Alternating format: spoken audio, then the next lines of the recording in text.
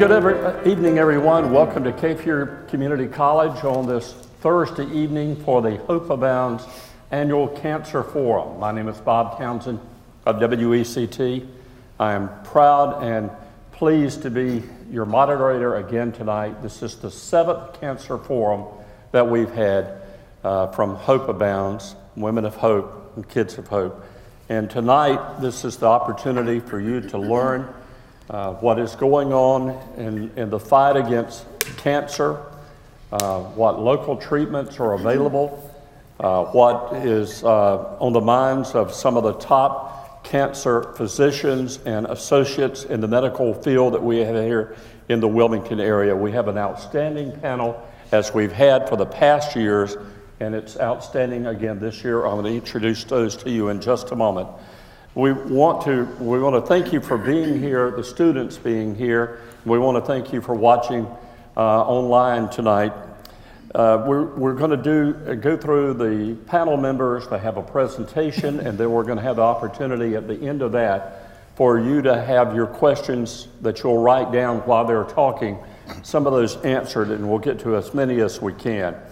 All of the cancer specialists, Hope Abounds as well, donating their time, their services for this forum. They do it every year. These folks have been working all day today and giving up their time to come out here tonight. And you're appreciated to be here as well, but we want to remind you that everything takes a little bit of money, so we always ask and remind you that we're counting on everyone to help us keep this going in 74 counties in North Carolina. So thanks, that's about my part. I want to get to the folks up here and let them talk and do what they need to do. And I want to introduce them briefly, and then we'll go through the list with the presentations. I'm going to step out of the way because I'm putting a shadow on everybody right up there in the front. This is Lauren Marshall. Lauren, women's health nurse practitioner. Dr. Kenneth Fink is an oncologist. Dr. Greg Bebb, a surgeon here in the Port City. Dr. Jack Ramage, gastroenterologist. Dr. Christopher McKinney, pathologist. Heather King, Hope Abounds Education Director. And Tammy Kimball, Hope Abounds Education Committee. And again, we'll hear from all of these folks, and then we'll save time at the end of it to answer the questions. So go ahead and be putting those down if you have any questions. Do it while you're thinking about it, and then we'll have somebody go around and pick those questions up and then post them as many as we can at the end of the program. So I'm going to stand back out of the way because these are the folks you want to hear from, not from me. And I'm going to start right now with Lauren Marshall, who is Women's Health Nurse Practitioner. Lauren? Very good. Good evening, everyone. My presentation is on identifying and managing hereditary breast and ovarian cancer syndrome. Next slide. So we're all familiar with a phrase that runs in the family, from an obvious family resemblance to not so obvious inherited traits. Many inherited gene mutations have little or no effect on health, whether good or bad. Others, however, increase the risk for certain diseases, including breast cancer. So consider this. Women in the general population have about a 7% chance of getting breast cancer by the age of 70. This means that by age 70, in a group of 100 women without a mutation, about 7 will get breast cancer. In contrast to a group of 100 women with a BRCA1 or 2 mutation, 45 to 65 will get breast cancer. So quite a significant difference there. Next slide. At the office, I have every patient that comes in fill out a cancer family history questionnaire so I can better identify the patients that will qualify for genetic testing. In this case, I was seeing a 48-year-old female. She was a new patient to my office, hadn't had a physical in a couple of years. She's had 2 children, done having her kids. She's never before had cancer, but she was very concerned with her family history as she saw her mother pass from an early ovarian cancer diagnosed at age 42. Her maternal aunt also had breast cancer diagnosed at age 55. So she was concerned. We had the discussion that she qualified for testing, went ahead and did her testing, and she is BRCA1 positive. So how do we manage a patient in this case? Next slide. There are NCCN guidelines. These are National Comprehensive Cancer Network guidelines set in place to guide us through our practice when we have a patient that's positive.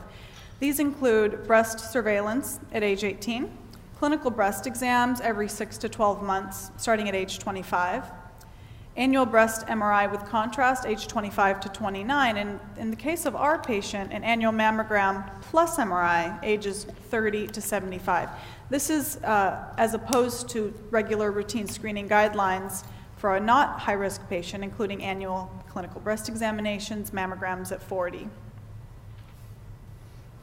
So some additional management for breast, there's a surgical option called a prophylactic risk-reducing mastectomy.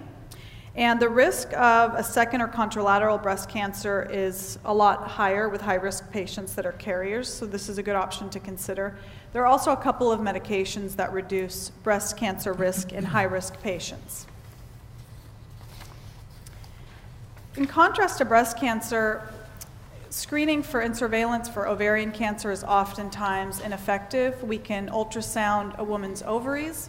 We can obtain a blood test called a CA-125 level, starting at age 30 to 35. However, these are of uncertain benefit. A much more effective option is called a salpingo-oophorectomy. This reduces a woman's ovarian cancer risk by about 96%, and it involves the removal of the ovaries and the fallopian tubes once childbearing is complete. And this is what my patient opted to do to further lower her chances of acquiring an ovarian cancer. Individuals with a personal history of or a close blood relative, this includes a first, second, or third degree family member with any one of the red flags, are at increased risk, and these include ovarian cancer regardless of age. A breast cancer before age 50, so a young breast cancer. 2 or more primary breast cancers in the same relative, male breast cancer. Being of Ashkenazi Jewish ancestry with having an associated cancer, or triple negative breast cancer. Some family history considerations of note. 1/2 of BRCA carriers inherit mutations from their fathers. So the clinical significance is the same whether they inherited the gene from their mother or their father. Ovarian cancer alone is an indicator for testing. Early onset breast cancer is more important than the total number of affected family members. And also consider that small overall family size or those with few female relatives may mask underlying BRCA mutations. Some families just have more male relatives, and that gene was passed on through the males. So an interesting statistic, there are 38 million women in the US that have a history of breast and or ovarian cancer. Fewer than 1 in 5 women with a history of breast and or ovarian cancer that meet select NCCN criteria have undergone genetic testing. So this represents a deficit of 1.2 to 1.3 million women. That's huge. That's a huge deficit. And many women meeting criteria have never even discussed with their healthcare providers undergoing genetic testing. So evaluation of family history is an important screening tool to identify the possibility of hereditary cancer risk, but only genetic testing can provide definitive, individualized risk management. So a lot more that can be done there. Okay. And that is it. Lauren, thank you very much. Remember, and I forgot to say it earlier, that the services that Hope Abounds provides can all be found by going to the website, download their website, their app. This is being taped and played back, and it's going out live as well. So if you ever have any of the services that you feel like you need to go to Hope Abounds, don't hesitate. That's the main thing. A lot of people don't want to get involved or try to find out, and they go to the internet and they try to diagnose and learn on their own. Well, that's about one of the worst things you can do. Obviously, you need to go to the professionals because we have a great team of professionals here to answer any of your questions and to help out, whether that be at a forum or going to their office. I know a lot of these folks, and I know that they take the time that it needs to give you a little bit of a peace of mind and to answer your questions. And that includes in oncology, a big topic, and Dr. Kenneth Fink is joining us again this year and he's got a presentation he'd like to give you right now on college. You can. Oh, thanks, Bob. Thanks very much.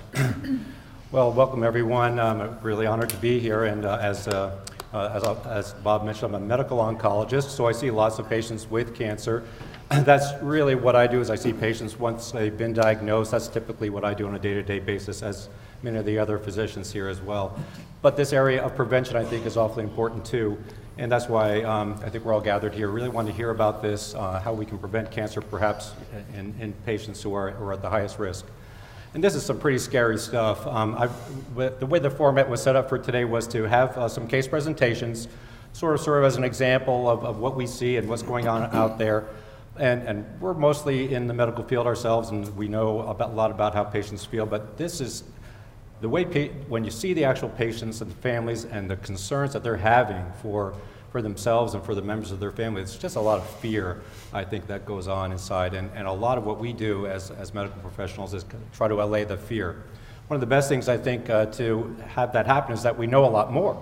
The science of this is really fantastic. I mean, this science about the BRCA genes and all the other genes, we now are up to 40 or 50 genes that we can do tests for. We're starting to relieve the fear just because of the knowledge that we're starting to get.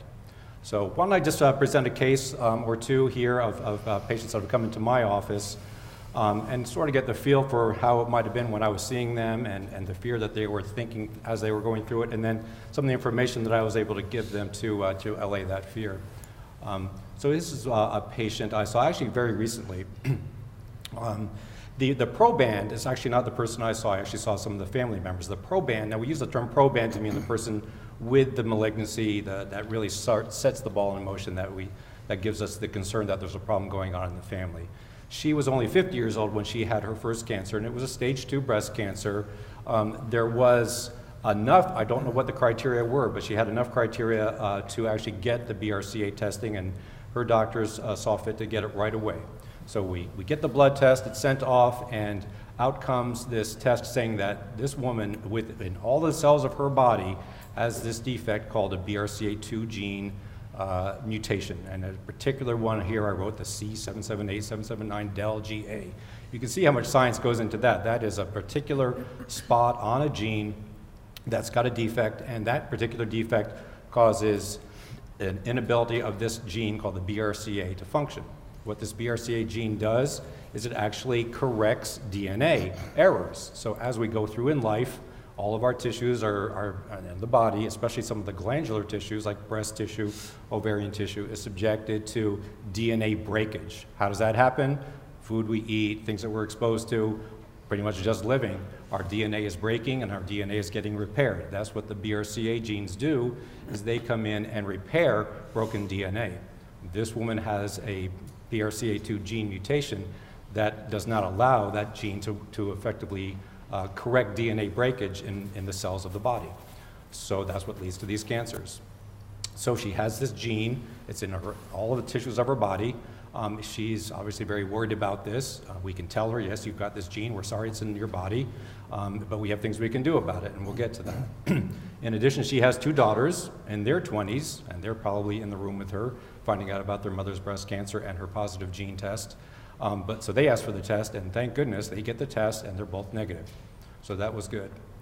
Well, it turns out on her father's side seems to be where the cancers are coming from. Her father is quite ill, but does not have a malignancy, but it turns out his brother, her paternal uncle, has lung cancer at a fairly young age, 64. Now, lung cancer is not a cancer we associate with BRCA, but it turns out, and this is where some of the science is great, is that we can take his tissue and actually study it for gene defects, and that was done.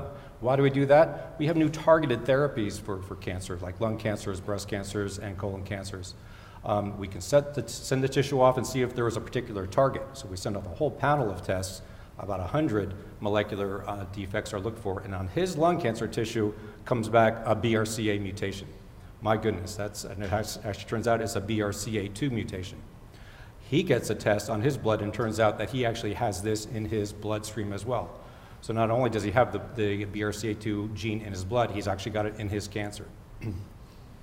Well, it turns out the family's getting pretty worried now about themselves, and so in come the aunts of this patient to see me. 2 of them. This one woman is aged 86. She's worried about her BRCA. She actually had a breast cancer at age 71. She's been rendered disease-free, and then she herself has a daughter. And then there are 3 additional paternal aunts in their 70s, and they all want to know about them. So this is a very extended family on this father's side, all of whom are several of whom are in my office, and I'm trying to do the best I can to tell them about how this BRCA gene works and how we can do the test and how effective it is, and perhaps might have an impact on their future. If some of these patients, some of them come back positive for the test, we'll discuss with them some of the prophylactic preventative strategies like removal of your breasts, which sounds pretty terrible, but it's something that can be done. Removal of the ovaries. These are some pretty drastic things that we're doing. But we have to be serious as we can with them and tell them about the science, and then deal with their fears as best we can. Well, that's one family. I thought I'd bring that out. Interesting about the lung cancer, I thought, and we may see a little bit more of that, I think, in my next family. So next slide. So here's a family too. Sorry about all this small print. A lot of science goes in there. I'm an oncologist. I'm into all these little scientific things. But so this is a woman. She's actually my patient. Again, I call her the proband. She's 72 years old, and she's had bilateral breast cancer. So when I meet her, I found out she's had a left-sided breast cancer at age 60. It was a low-stage breast cancer. She had a lumpectomy, which means she actually got to keep the breast and some radiation. That was pretty good. We didn't know about any particular genes on her at that time. 9 years later, she gets a second breast cancer. This is a right-sided breast cancer. Turns out it's a mixed ductal lobular carcinoma. There's all kinds of histologies that go into breast cancer pathology, and is hormone receptor. So we actually divide our breast cancers up between hormone receptor and hormone positive and negative. And we do tend to see a little bit more hormone receptor negative breast cancer in BRCA1, by the way. Well, anyway, she is hormone receptor positive for her second breast cancer and also has a positive lymph node. And we have some more science. We do a special test called Oncotype DX, which tells us whether she has a high risk of recurrence. Turns out her risk is low, so she does not need chemotherapy, which was very good for her. Because this is her second cancer, she becomes nervous about herself, and she elects to, instead of just having the lumpectomy and radiation, this time she gets the bilateral mastectomy. This is before she knew she had the gene. And she also gets radiation because she was lymph node positive. And then she's put on a hormone drug called Arimidex. Works very effectively at preventing recurrence. Because she's got bilateral breast cancer, she meets criteria for BRCA testing. That's when I met her, and I ordered this test on her, and it comes back positive.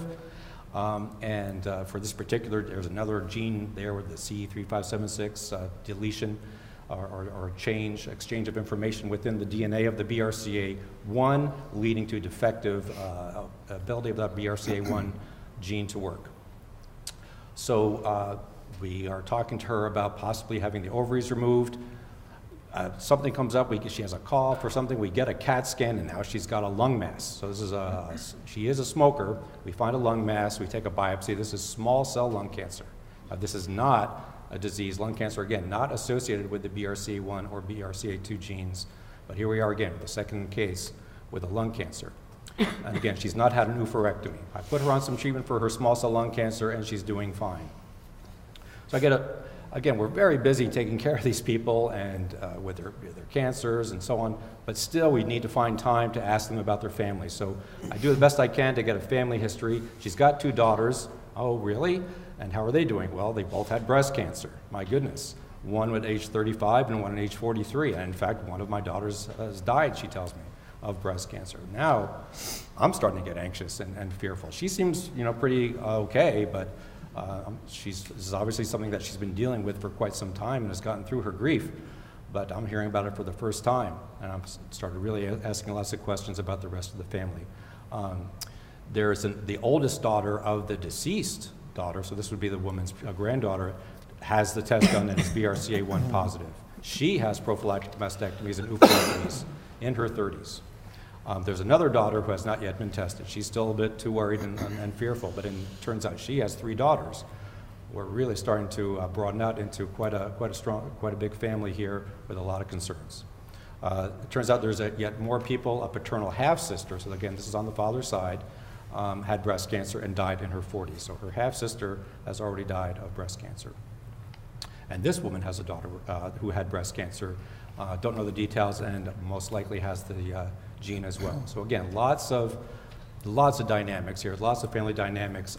I really could use a helper in my office just to do the family histories. And you know, when we see that, you said 4 out of 5 people who are eligible for testing don't even get tested because we just probably don't have enough time to ask people about their family histories and get the information we need.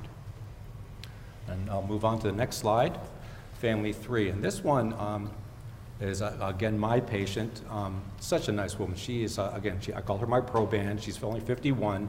In 2003, so now 14 years ago at age 37, had her breast cancer. She self-detected it. So the surgeon can tell us about self-exam, but I still tell my patients, go ahead and do your self-examinations.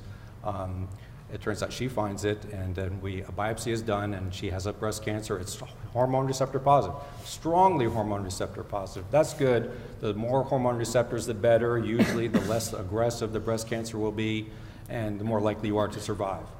It turns out not so lucky in her case. The cancer is all through her breast, so she has diffuse breast disease at mastectomy, 13 positive lymph nodes, so quite advanced. We would call this stage 3 breast cancer, high risk for recurrence. We give her everything. Even though hormone receptor positive, we still give her the chemotherapy, we give her radiation, and we put her on the hormone drug tamoxifen, which binds to the hormone receptors on the cancer, thereby preventing recurrence. Because she's at a young age, she meets criteria. Under age 45, she gets the BRCA test and is positive for the BRCA2 mutation. When she finds out about that, she goes ahead and has the left mastectomy and oophorectomy. She's on the tamoxifen, things look like they're in the clear, and then 5 years later, she shows up with some headaches. We do a brain scan, and she's got a tumor in the brain, 2.7 centimeter frontal lobe brain mass. It's resected. She gets radiated. They switch around her hormone drugs a bit from aromasin to tamoxifen, and I'm seeing her now. This is 10 years later. This woman had metastatic breast cancer to the brain. She's alive and well and doing fine, did not succumb to this illness. So we had this pretty scary disease, strongly hormone receptor positive, going against the rules. You know, a lot of things just don't fit the way they're supposed to in our field. Turns out, strong history, you ask her some questions. Yep, mother had a bad cancer, don't know the primary, but she died, and she had bone metastases. And then a maternal grandmother had a peritoneal carcinoma, very similar to ovarian cancer, most likely all BRCA2 related. This woman has, my patient has 2 daughters, both in their teens. Neither has been tested. They've seen firsthand what mom has gone through. So you can imagine some of the anxiety they're having. They're all strong people. We do all the counseling we can with patients and with the families to help them get through that. I've got a lot of nurses that I count on that talk to these patients and give these families the strength and the knowledge that they need to go through these kinds of problems. So just to illustrate what we're seeing in our offices here, I think that was the format for tonight, just to show that we have fantastic science that's really helping us doctors manage our patients, helping the patients with these problems understand what they're going to be going through, thereby allaying the fears. The social and psychological dynamics to this problem are quite strong, as you can see from these cases. So I wanted to bring that out. It's a good example of how the family has to be aware of everything that's going around them as well, instead of just focusing on the patient. How you can learn so much more and get that family history and then go from there. There's such a support group, especially when you get the word that surgery is needed. That's another part of the scary part of cancer. And we're fortunate to have Greg Bebb with us here tonight, a surgeon who's been with us at most of our cancer forums in the past. A great addition to our panel here, and he's going to talk more on the surgery part of it. Greg? Yes. Let's bring up my first slide here. Being involved in managing breast cancer, melanoma, and thyroid cancer, I've been interacting with genetic testing for many years. Heather, our specialist here, who has educated many, and Tammy at the end. We've known each other going back well over a decade. And This is an important part of healthcare. What I want you to take away from the first slide here are a couple of things. First of all, those letters CHEK2. Most of you have probably heard of the breast cancer genes, BRCA1 and BRCA2. That's where we have focused our attention over the past 2 decades.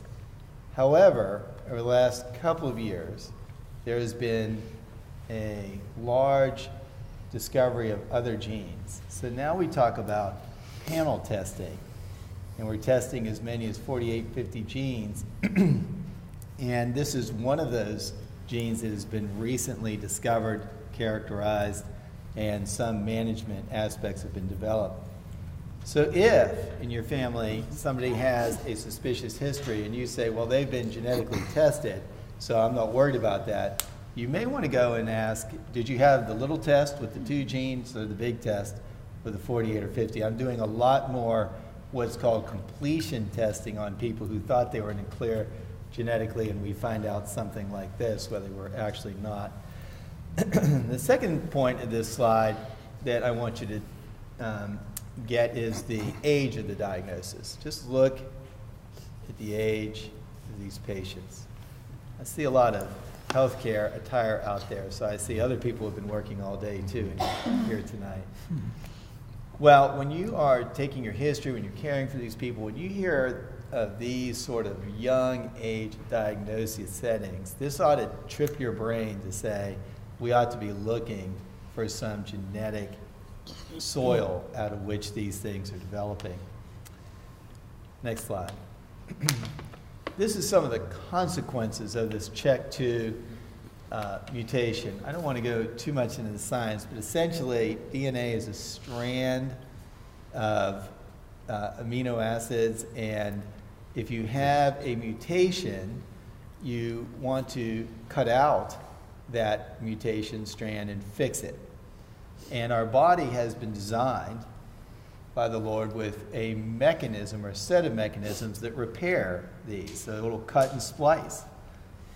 And in many people, they have a gene defect that makes this repair mechanism defunct. So they can't do the cut and repair. And the CHEK mutation, CHEK, is a gene that codes for a protein, CHK. And what happens if you have a mutation is this protein, which is a good protein, stops that cell from dividing.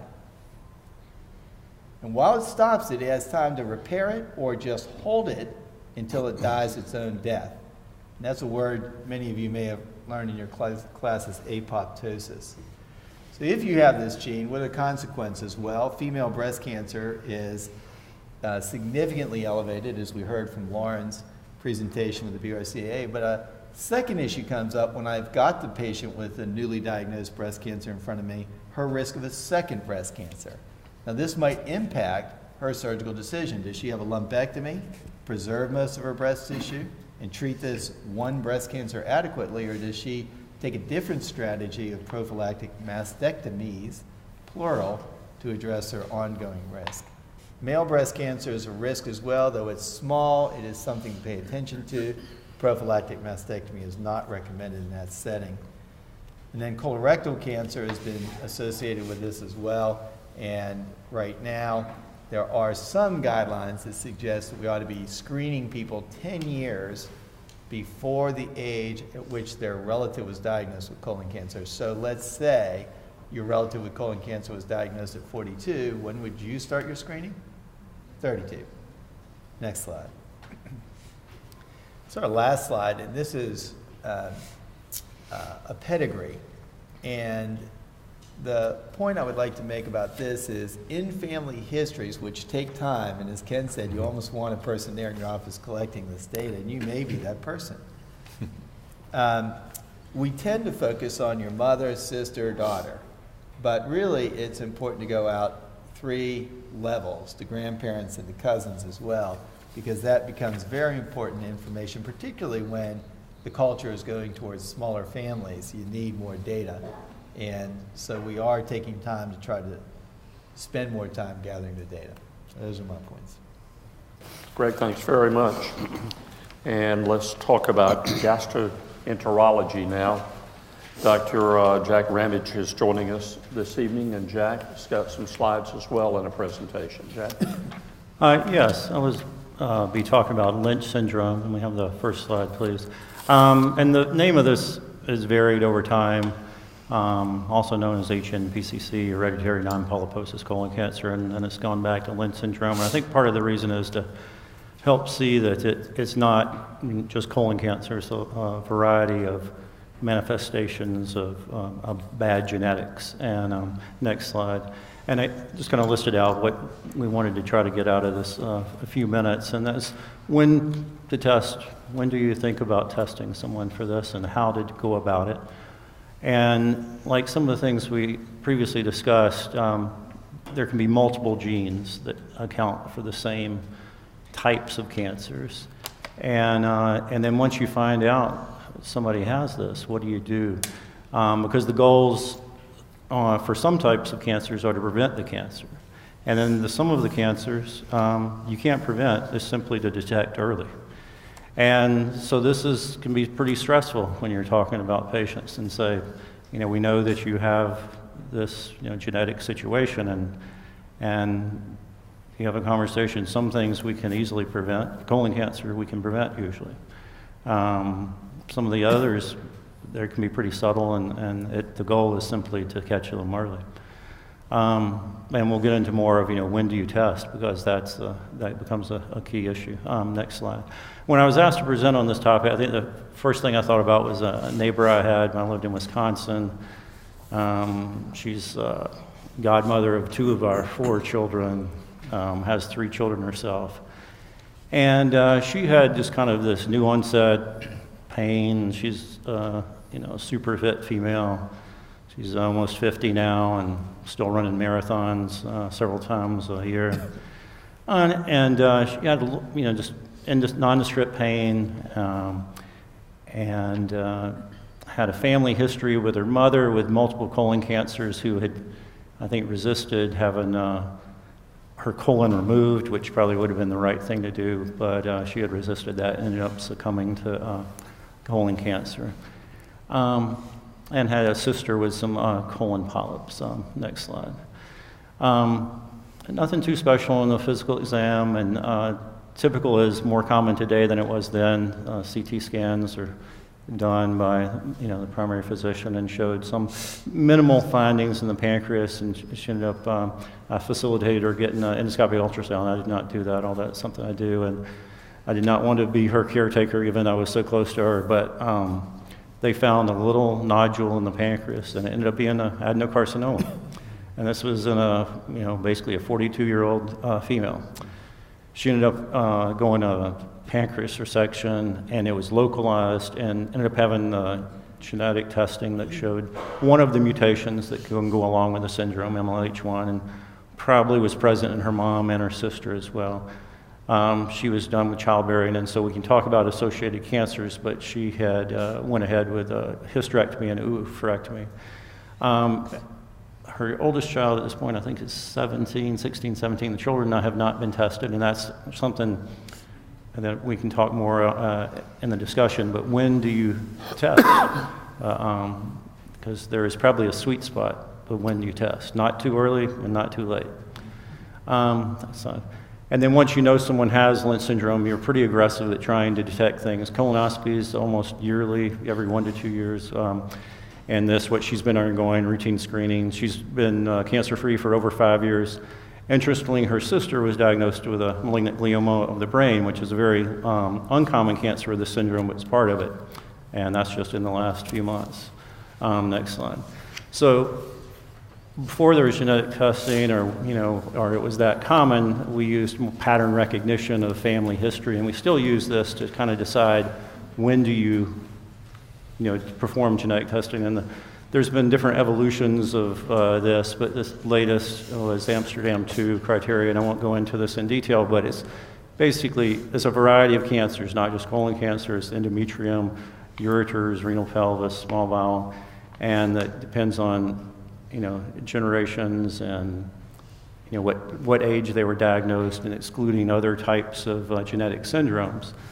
And that's traditionally what was used in the past with probably poor accuracy at predicting who actually had this, and so ended up having a lot of patients that did not actually have Lynch syndrome undergoing a lot of these screening tests year after year. And so next slide. Now we have, these are 4, there's at least 5 genes associated with this syndrome. And again, this patient had MLH1, and CNC is associated up to almost 50% of the time with colorectal cancer over the lifespan. 50% of the cases will get colon cancer or endometrial cancer. There's a risk of ovarian cancer, urinary tract, and then pancreatic is actually down there less than 2%. This patient knew her family history of colon cancer and was undergoing routine colonoscopies. And this was probably more of a by chance accident that this pancreas cancer was diagnosed as early as it was, but thankfully it was. And then her sister, again, was diagnosed with a malignant glioma of the brain, which is, again, it's not something we routinely go to MRIs looking for, but something to be aware of on physical exams. Next slide. So these are just some of the screening tests. If we talk about colonoscopies, patients that have not had a hysterectomy do endometrial biopsies yearly. And then after their childbearing, generally have uterus and ovaries removed, but otherwise keeping close looks on those, on the ovaries with ultrasound, tumor markers. Next slide. And then again, this affects other parts of the body, upper GI tract, urinary tract, so doing upper endoscopies, urine cytology. There's no formal recommendation for looking at the pancreas. The CNS or the nervous system, neurologic exams yearly. And then there can be some associated prostate, so basic starting prostate exams early. New slide. So in summary, I think what we've been talked on before is just taking a good family history, and there's a variety of standard questionnaires that can be used that would trigger you to do genetic testing. And then when appropriate, do that, but understand the implications because it is a psychological stress knowing you have this, but at the same time you can be prophylactic and try to prevent cancers. And then, again, the goal is to prevent cancers in some cases and simply diagnose early in others. Thank you. Okay, Jack, thanks very much.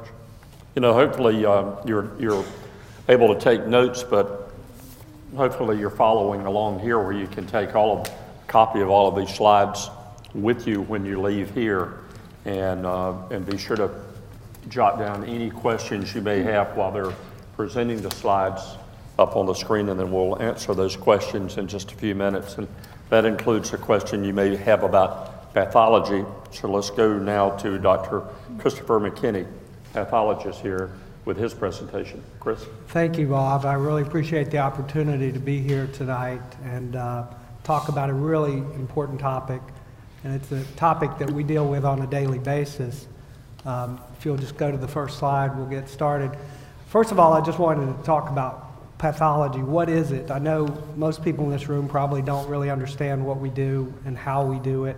So I wanted to just spend a little bit of time on that. I'm not going to really give a case presentation, but I'll hit some highlights of examples that we've seen in our lab. But in pathology, we evaluate tissue biopsies and resection specimens to determine a pathology diagnosis and determine the stage of disease.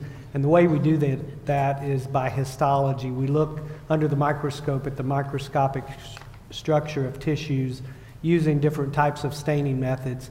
There also are additional tests that we can do, like immunohistochemistry or in situ hybridization, that allow us to identify specific protein expression or the lack of protein expression at the cellular level. And then, as you've heard tonight, there's also additional genetic testing of tissue that can be done in sophisticated laboratories, reference laboratories, primarily to determine the presence or absence of pathologic mutations. These are usually lab methods that do not involve microscopy, but involve some very specialized techniques that I'll just briefly talk about in a moment. Next slide. If there's anything you can take away from this talk tonight is that cancer biology is complex. First of all, what is cancer? Well, it's the uncontrolled growth of cells that may lead to tumor formation and can spread throughout the body and ultimately cause death. There are more than 200 different types of cancer. Each type has its own unique genetic alterations, and these alterations may be hereditary or they may be acquired, or in some situations, both. The different types of cancers can have different causes and contributing factors other than genetic factors. For instance, in infections, hepatitis viruses can cause liver cancer, human papillomavirus can cause cervical or oropharyngeal cancer, Helicobacter pylori can cause gastric cancer. Those are just a few examples of infectious organisms that can cause specific types of cancer. There also are environmental factors like smoking and lung cancer, sun exposure and melanoma, but genetics also plays a very large role in the development of most cancers. And these are hereditary alterations that can result in increased risk of cancer, but there are also other contributing factors in many of these different types of cancer. Next slide. So some of the basic principles about hereditary cancer. You'll hear the terms germline and somatic a lot if you start reading and studying about genetics and cancer. And somatic mutations in cancer are alterations that are confined only to the tumor cells, and those are generally sporadic mutations that are not inherited. Germline mutations are present in all of that individual cells, including the eggs in women, sperm in men. So those germline mutations are transmitted through the germ cells. So that's where the hereditary component of cancer is passed from one generation to the next. Only those germline mutations are passed on to the offspring. The somatic mutations are not. So that's just an important basic concept. The germline mutations confer an increased risk, but usually there's a second hit that's required, some type of environmental factor or some type of alteration in the DNA that causes those cells to develop into cancer. Next slide. So there are common types of cancer that have a hereditary component that you've heard a lot about already tonight. Breast, ovarian, endometrial, prostate, gastric, melanoma, colorectal, pancreatic. Those are the big ones that are most commonly have a hereditary component. This slide just illustrates that there's overlap in that hereditary risk, for instance, in breast and ovarian with BRCA, or in Lynch syndrome with endometrial cancer and colorectal cancer and pancreatic cancer. So it's not as simple as one mutation confers risk for one type of cancer.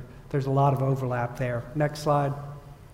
This is just a slide that I will give credit to Myriad Genetics, one of the reference laboratories. I took this off their website, and this shows some of the specific gene mutations, and I'm sure you probably can't see those, but along the left side of the slide, there are individual genes that have been discovered, and the names of those genes are on the left. And along the top, you can see the different types of cancer that those genes are associated with. And you can see that a lot of these genes are associated with multiple different types of cancer. Next slide.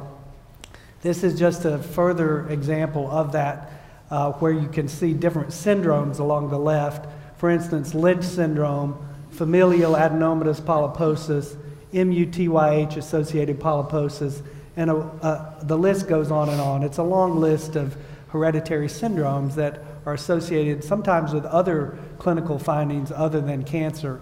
But the point of this slide is just to show that there's a lot of overlap in different types of cancer with specific genetic mutations, and some of those have been termed specific types of syndromes like Lynch syndrome.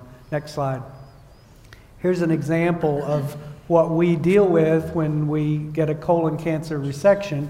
This is the colon. The colon is basically a large tube, and here we've opened the tube, and you can see in the center of this, you can see this large tumor that's replacing the entire mucosa here. It's a fungating mass. The normal mucosa is on the left and the right of this mass. Next slide. When we cut through this cancer, you can see this is the tumor up here on the top of the specimen, and you can see the tumor is actually invading through the muscular wall of the bowel and spreading into the fat. Next slide. What we do is we take some of that tissue and we embed the tissue in paraffin. And that's what I'm illustrating here. This is some of the tissue biopsies in paraffin. A histotech is cutting those fragments of tissue. You can see this ribbon of paraffin cutting the slides very thin. And then on the right side, you can see we're actually picking up that tissue embedded in paraffin and adhering it to the slide for microscopic examination. Next slide. Here you can see on the left, we take those slides and we dip the slides in a variety of staining solutions. The most common stain is hematoxylin and eosin. Here you can see the hematoxylin, and here's the eosin. And we also have some automated stainers that allow us to do immunohistochemistry, which allows us to detect protein expression microscopically. Next slide. Somebody has to look at these slides, and here I am looking through the microscope and making the observations that we make when we're looking at these pathology slides. Next. Here's an example of pathology of colon cancer. On the left, you can see normal colon tissue, and then on the right, you can see the cancer extending into the submucosa. Here's an example. This formatting is off a little bit. There's a normal histologic appearance on the left, and on the right, you can see what colon cancer looks like microscopically. It looks a lot different, as you can see. Next slide. There are some histologic clues to hereditary colon cancer. On the left, you can see this cancer is growing down into the submucosa, and there's a prominent inflammatory infiltrate growing into the cancer. That is a clue to the presence of Lynch syndrome. There also are some other clues like the presence of mucin in the tumor. You can see this mucin production in the tumor, and that is a finding that's seen more commonly in Lynch syndrome and provides us with a clue that this patient might need to be tested for hereditary colon cancer. Next slide. So Dr. Ramage has already spoken about Lynch syndrome. I'll just hit the highlights here. It's a hereditary autosomal dominant condition that confers a high risk of colon cancer, endometrial, ovary, stomach, and other cancers. And this is due to mutations in 5 specific genes that code for proteins involved in DNA mismatch repair. That's what Dr. Bebb was talking about, where the DNA is replicating and there can be errors made in DNA replication as cells divide. Well, those errors are repaired by these genes. And if those genes are defective, those errors in DNA replication do not get repaired, and those cells go on and can develop cancerous characteristics. So in Lynch syndrome, it can confer up to an 80% lifetime risk for colon cancer, and Dr. Ramage showed the different rates depending on which genes are mutated. So it's difficult to accurately predict who has the mutation based on the clinical history or the pathology. So mutation analysis is used in patients who have a strong family history. Next slide. This is just a slide illustrating on the left some of the types of observations we can make with a microscope and the odds ratio for that patient having Lynch syndrome. And you can see if they have more than 2 tumor-infiltrating lymphocytes per high-power field, the odds ratio is 3.77. All of these histologic parameters are helpful, but they're not good enough to accurately predict. So we still need to use clinical history and clinical judgment on the patients that need to be tested. Next slide. This is one of the tests that we do in patients that we think may have Lynch syndrome. It's now a standard test that we do in all colon cancers based on NCCN guidelines. It's a screening test to look for Lynch syndrome, and on the left you can see this brown stain in the cells. That is indicative of protein expression. In this example, MLH1 protein expression. On the right, this is the same stain looking for MSH2 protein expression, and the cells do not have that brown appearance and therefore do not express this gene, and that would be a clue that further testing to look for the actual genetic mutation in MSH2 gene should be done to definitively diagnose Lynch syndrome. Next slide. So we're talking a lot about genetic alterations, and being a pathologist, I like to talk about the science behind a lot of these things. It's fascinating science. There are all kinds of different genetic alterations. We can't really go into all the details, but needless to say, there are laboratory methods that can allow you to detect point mutations, single nucleotide polymorphisms, insertions or deletions, chromosome translocations, and many other specific types of genetic alterations. Next slide. Some of those lab methods I've already alluded to. One is immunohistochemistry, looking for protein expression. We can do traditional cytogenetics, looking for large translocations, in situ hybridization, PCR, many different methods. But the one that has really stole the show in the last 10 years is called massively parallel sequencing, or next generation sequencing. Next slide. And basically this is just a cartoon illustrating the concepts behind next generation sequencing. You take the DNA and you chop it into little fragments. You use a probe to detect the specific gene that you're interested in sequencing. You wash away the DNA that doesn't bind to the probe.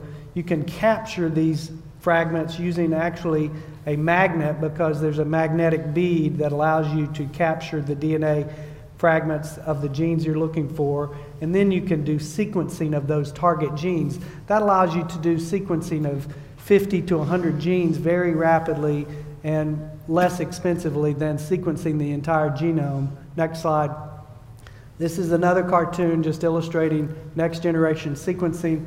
Once you've prepared your library with the target genes, you can prepare that with a template that allows next generation sequencing analyzers to very rapidly and very accurately and very extensively sequence these individual genes. And that data is fed into a computer, and complex algorithms are used to determine if the mutation is present in those specific genes. Next slide. So Dr. Bebb alluded to the use of extensive gene panels versus disease-specific panels. That's a big debate in our profession now. The extensive panels are designed to simultaneously detect mutations in lots of different genes causing many different types of cancers. The disease-specific panels are designed to detect only mutations associated with specific cancer types. One of the things we run into in these sequencing tests is they're called variants of unknown significance. And those are mutations that we don't really know what they mean yet. And that's where the experience and knowledge of the laboratory is important in helping people to understand what those variations really mean. And there are some mutations that confer an increased risk, but we don't really know how much of an increased risk is involved. So that's again where the laboratory comes into play. Next slide. There are a lot of limitations of genetic testing, and I'm not going to go through all these, but I do believe that pre-test and post-test counseling is needed. You need knowledgeable people who can educate you on what the test means, what the test doesn't mean, and there are a lot of people in this room that are very good at that and have a lot of experience. Not all physicians or providers are qualified to provide this type of counseling. The tests are not always conclusive. And some anatomic sites are not amenable to early prophylactic intervention.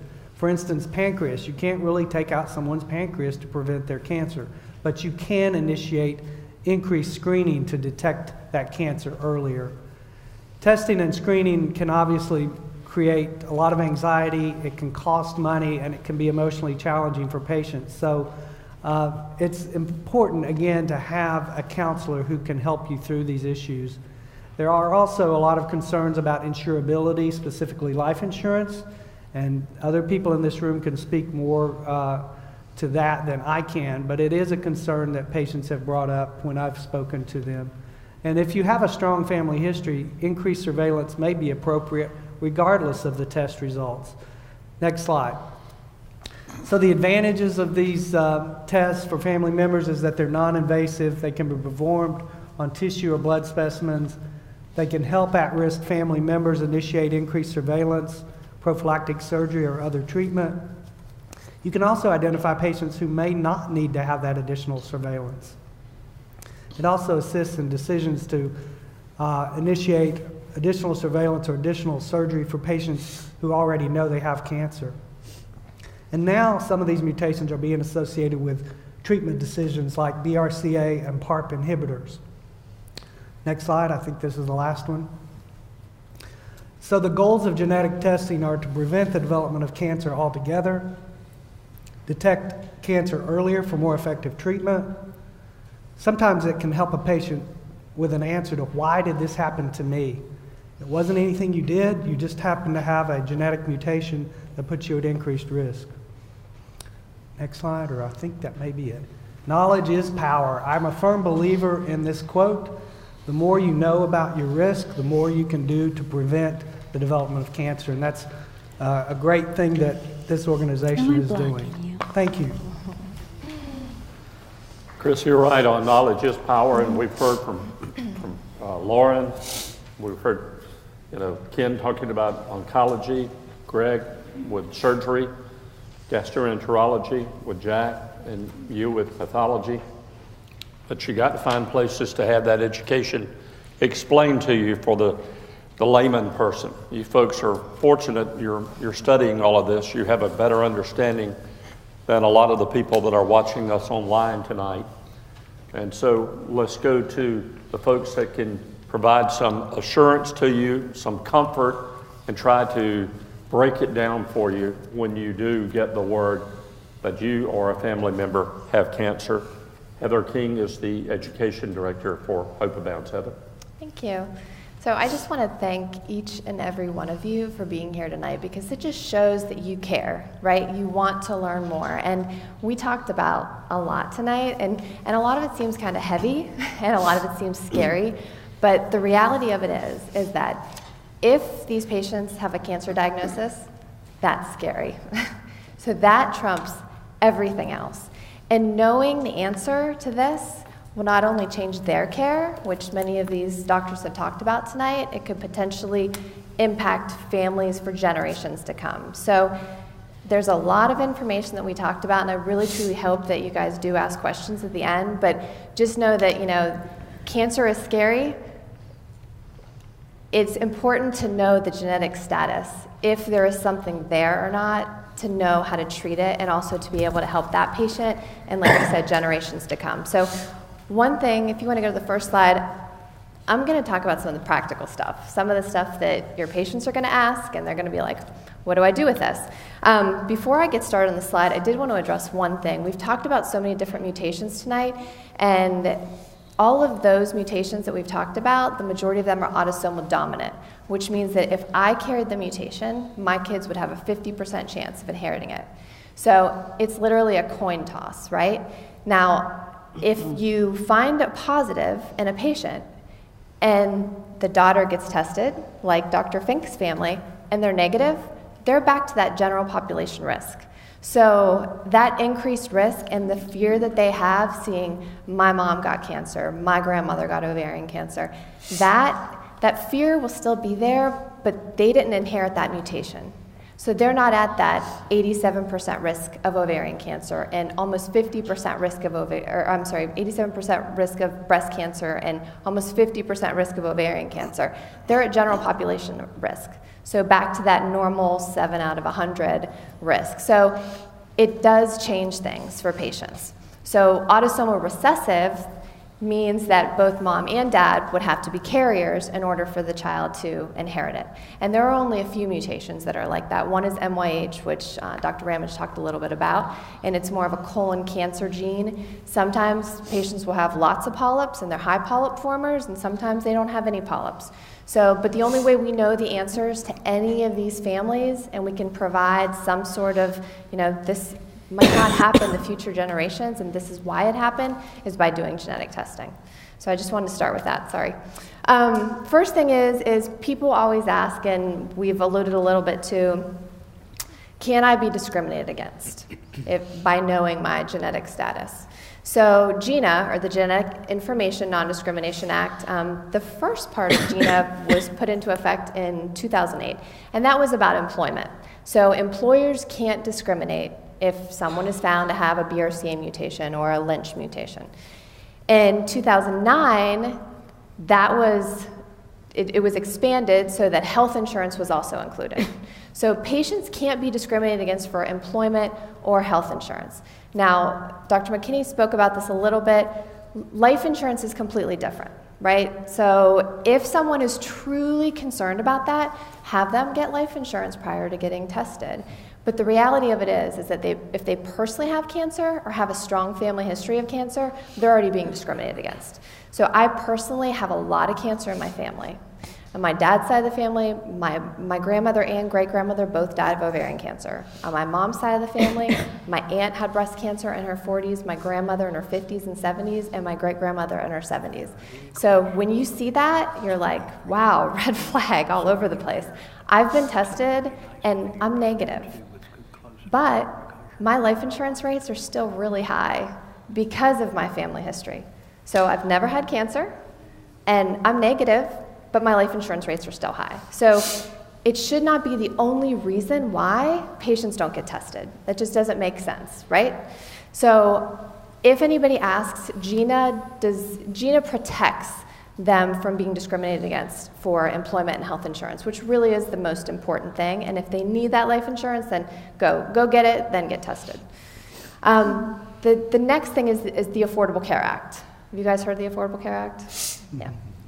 So one of the great things is that there is a code, it's Z80.3, and that code means that if patients meet criteria and they have a strong family history, and this is specifically for breast and ovarian cancer, so HBOC is hereditary breast and ovarian cancer, that genetic counseling and testing is covered at 100%. Those patients won't be charged a cent. So patients that come into Lauren's office, an OBGYN office, and they start talking about that family history, they've never personally had cancer, like the patient you actually discussed, it is really important to be gathering that family history because chances are they could be covered at 100%. So there's no cost. The insurance companies pay for all of the testing. So that's really important to know. That's available. And we all talked a little bit about, and Dr. McKinney went into some of the technology. So technology costs are decreasing. And we've gotten really good. You know, it's been a while since the BRCA mutation was found. And since then, technology just keeps getting better and better and better. And we can look at more genes quicker, and it's less expensive. So as those costs decrease, our testing options are increasing. There are some panels that have 2 genes on it. There are some panels that have 130 genes on it. So there are so many different options out there. So the options are increasing and the costs are going down. So in the past, it was thousands of dollars for testing. And that was completely cost prohibitive for many patients. Now there's many different options. So there are diagnostic labs that you can get testing for a few $100s. So cost should never be the reason why patients don't get tested at all. So next slide. So everybody talked a little bit about family history. Family history is so important. You might have a patient sitting in front of you that is female, and she doesn't think that it's important that, you know, dad had colon cancer because she's just thinking about breast. She's there for her GYN appointment. It's really important to know these syndromes, and it's important to when they say, oh, my cousin, you know, she had, and they just kind of dismiss it, it's important. Like Dr. Bebb said, grandparents are important, half siblings are important, cousins are important. So I know that sometimes some patients come in and they just like tell you everything in the whole world, and you're like, okay, that's enough. Honestly, keep digging, ask for more. I know that sometimes it's hard and everybody wants to put an extra person in their office to do it, but it really is important because that's how we can get insurance coverage. And that's how we know whether these patients should be tested or not and whether they're at an increased risk is by knowing that family history. And we talked a little bit about update testing. For the longest time, BRCA1 and 2 were the only options that were out there. Now it's wide open. Dr. Bebb talked about CHEK2. That's a high to moderate penetrant gene that is really associated with multiple cancers, including breast. So when you have patients that have said, I've had genetic testing before, really ask, well, do you have your test results? What did you get tested for? Because oftentimes they just had BRCA1 and 2. And Dr. McKinney put slides up where, it says breast, and there are all these different genes associated with breast. If we aren't looking at all those other genes, that woman could come back with a secondary breast cancer, ovarian cancer, or one of the other cancers associated with that syndrome. Many times patients say, I've had genetic testing and I'm in the clear. And then they get another cancer. And it's because an extended panel wasn't done. So BRCA might be negative, but some of those other genes haven't even been evaluated. So really important to do update testing when appropriate. So National Comprehensive Cancer Network guidelines, everybody's talked a little bit about it. That's the foundation of who to test, and that's how insurance coverage is really going to happen. The website I put up here is amazing, and you guys can sign up for it, and you'll get emails frequently as things update. And if you have preferences on whichever field you're going into, you can set those preferences. But the guidelines keep updating all the time. And there was a time that it was, young was considered 50 with breast cancer. Now young is 60 with breast cancer if it has certain pathology. So if it's triple negative, that pathology comes back triple negative, 60 is considered young. Ovarian cancer, any age. I don't care if they're 89, they should be tested. That in and of itself is a reason to test. And one of the newest ones that was just added recently is metastatic prostate cancer. So oftentimes people think, men don't get breast cancer. They do. If they do, they need to be tested. But this metastatic prostate cancer is a big piece now of hereditary breast and ovarian cancer. So every single male that has metastatic prostate cancer, no other family history, they should be tested because it will change what goes on for them and then also their family as well. So, and this is, my last is just a call to action. We are missing these patients. And there was we addressed this a little bit in the beginning. Lauren said, we are failing as a healthcare community to capture these patients. So patients that have had breast and ovarian cancer, National Comprehensive Cancer Network has said we should be testing these patients. They met criteria. The Journal of Clinical Oncology published a study recently in August 2017 and said 1.2 to 1.3 million patients have been missed. That number is astonishing to me. And not only that, we miss them, we miss their kids, their siblings, their grandchildren, and we could have stopped the cycle potentially, right? So it really is important to gather the family history and to encourage them, if you're, whatever office you're working in, they don't feel comfortable doing genetic testing, then find the other people in the community that will. Like the people on this panel, there are places for these patients to go to get the counseling and the help that they need. And then the last bullet point that I have is just ASCO, the American Society of Clinical Oncology. In June of 2017, they did a study on population-based screening. So healthy people, right? The people that are sitting in this room that have never had cancer before. And what they looked at is these patients, people like all of us that think I'm in the clear, maybe I don't know my family history, maybe, I'm adopted. There's a little bit there, but my grandma was old, or I don't know, dad's side of the family. There are mutations in up to 15% of quote unquote healthy people that don't meet criteria. So this particular journal article discussed how there should be population-based screening and that everyone should have access to do testing. So many labs are coming out that are making it affordable to be able to do population-based screening. So if you just want to know, you're able to find out.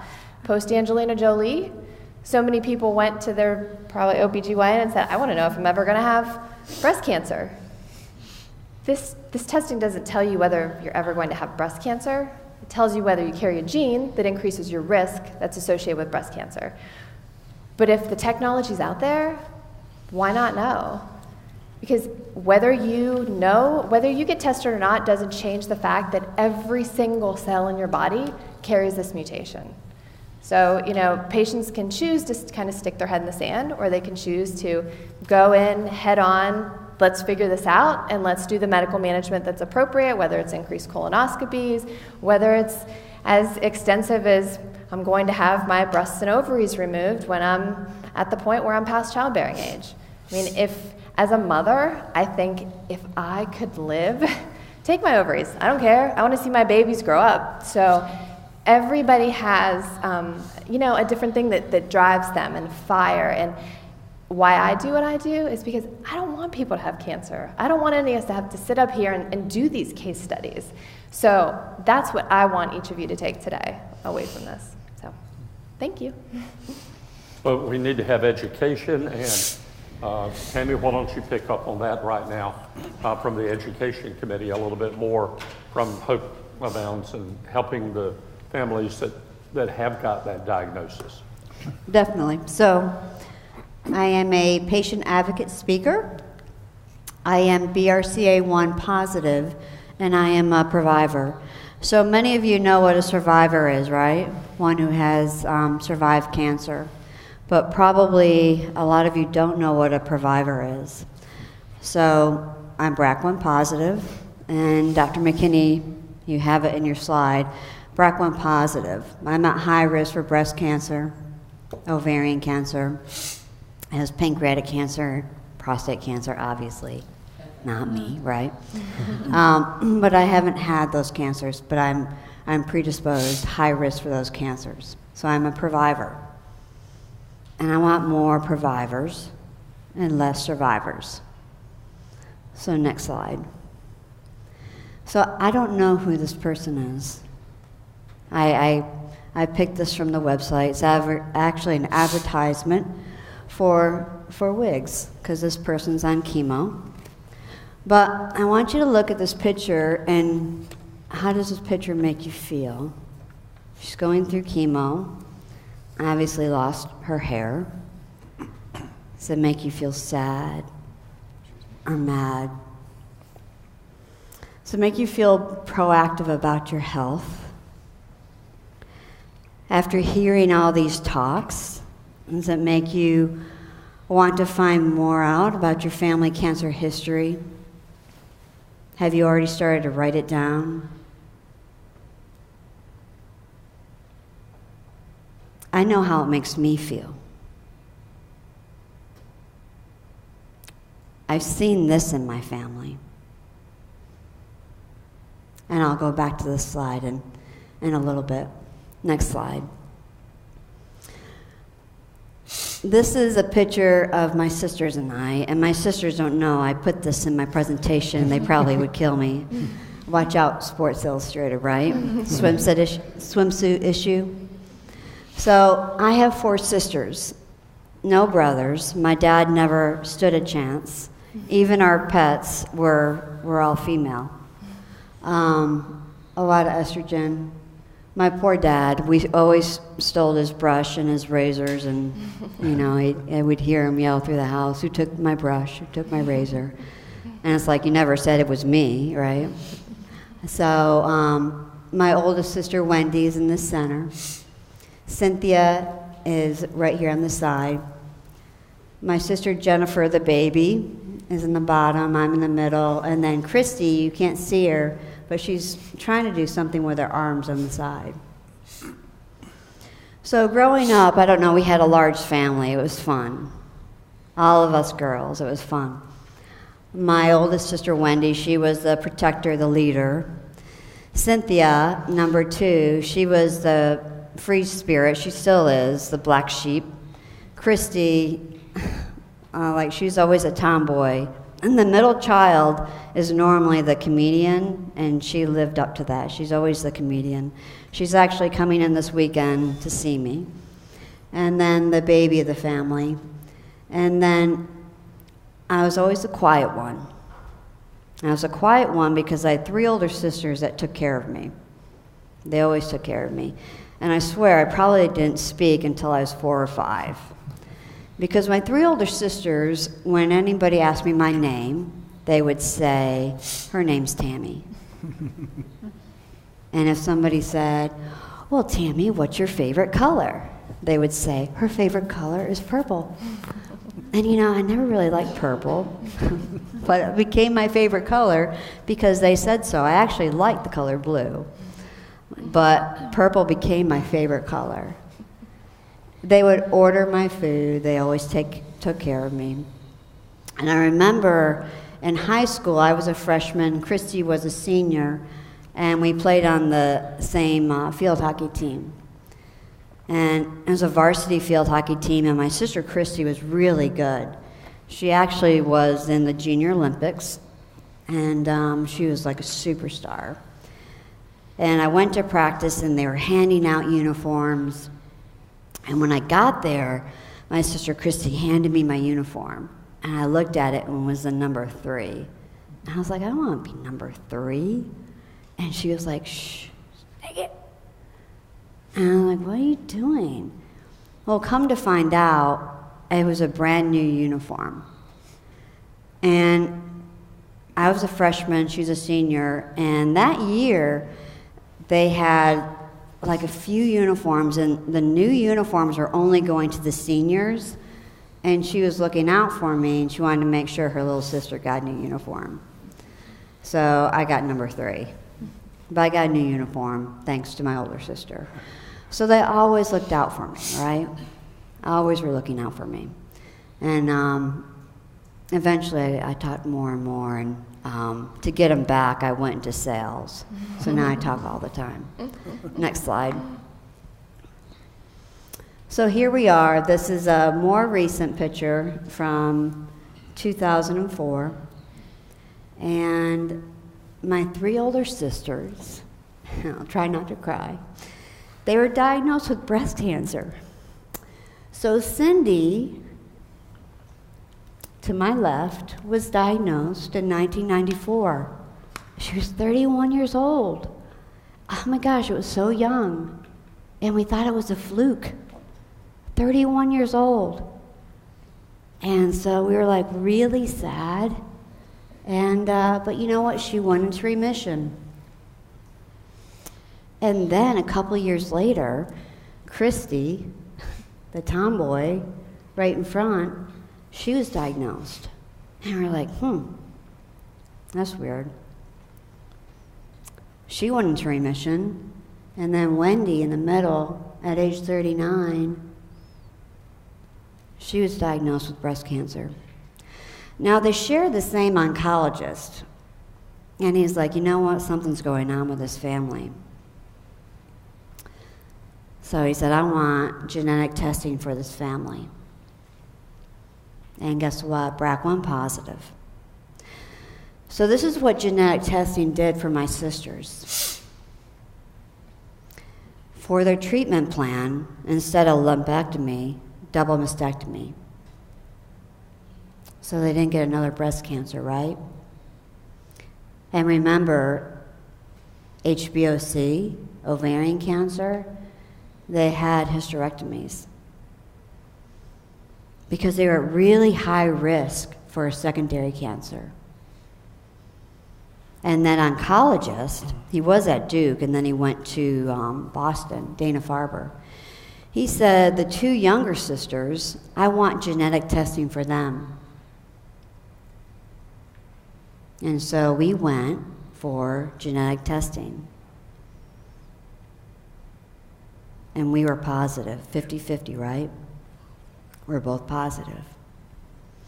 So my sisters, once you're diagnosed with cancer, and these physicians will tell you this, you kind of don't have control of your treatment plan, right? Kind of lose that control. But my sisters and I had control. And I didn't go to Boston to their oncologist. I actually stayed here in Wilmington. I was lucky enough to have a very good surgeon that I could see that's actually here on this panel. And I was lucky enough because I knew that I was positive. I could meet with my surgeon and talk with him about my treatment options. And when I was ready, elect to have surgery. I could meet with my gynecologist, and when I was ready, elect to have surgery. And those were conversations that we had, right? I wanted to be here, like Heather King said, for my kids. I wanted to see them graduate from high school, college, see them get married, have kids. I wanted to do that. And I've been able to do that. I've been able to see my kids graduate from high school, college. My son's in grad school now. My daughter just got married. So it's been good things. This has been positive things for me and my family. And we inherited this mutation not from our mom, but from our dad. You see, my paternal grandmother, she died at the age of 48. And when she died, she had 8 children. Next slide. And those are my kids. Aren't they awesome? And that's actually a recent picture. So that redhead is mine. Isn't that amazing? A little recessive gene. And my daughter. And I talked about, somebody mentioned when to test their kids. So my daughter was tested when she was 21, 10 years prior to when my sister Cynthia was diagnosed. And she's positive. And my son was recently tested, and he's positive too. And you know what? It's okay. It's a little anxious, but it's okay. Because as a mom, I want to protect my kids, and I want to do everything that I can so they don't get cancer, right? And because they're positive, it doesn't mean they need surgery right away. They're under surveillance. They're getting MRIs. They're going in to see their doctor. They're okay. They're living their life. It's not on their everyday mind. My daughter's climbed Mount Kilimanjaro, and she's a little bit of a waif. She's like 5 feet tall, 100 pounds. And that little girl climbed Mount Kilimanjaro. She just got married. My son's in grad school at UGA. They're doing fine. What I don't want is that image that we saw. That patient, that chemo patient. That is what haunts me.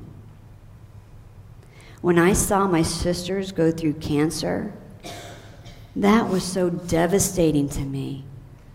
I wanted to have cancer. I didn't want my sisters to have cancer. My God, they took care of me. They helped raise me.